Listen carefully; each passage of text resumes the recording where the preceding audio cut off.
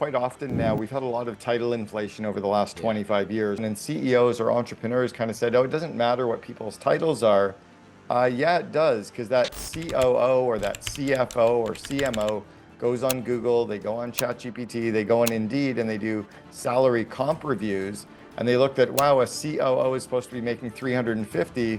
Why are you paying me 130?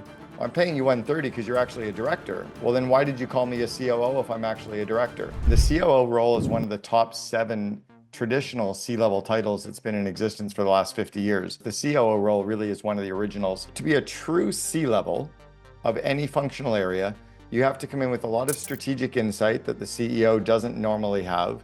You have to come in with enough P&L responsibility and the ability to run and manage cash flow and budgets and balance sheets and really manage the P&L side of the business.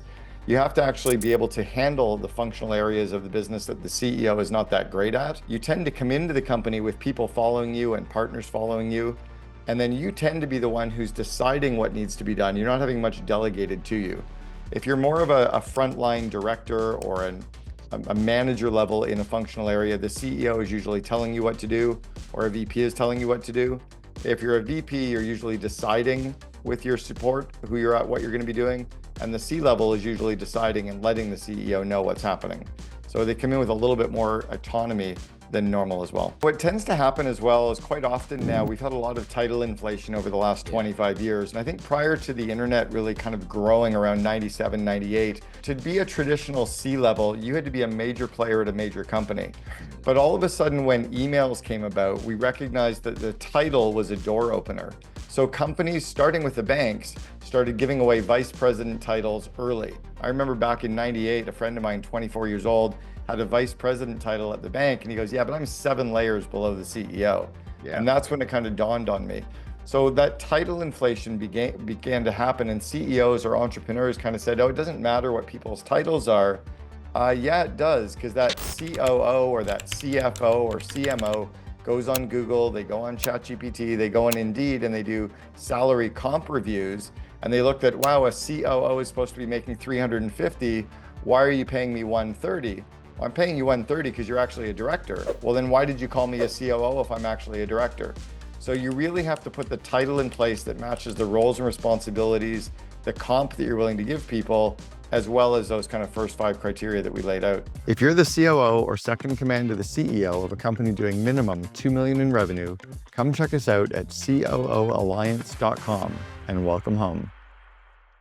About 6 years ago, I was coaching a company that went on to become the #1 company to work for in the state of Florida. And I coached them from about 40 people up to 600 over 4 years. And when they got to about the 500, 600 mark, we realized we had to retitle almost everyone in the organization, because there were early stage vice presidents that by the time we got to 600 people, they were really more of a director. And then we had other people that probably could have become more senior.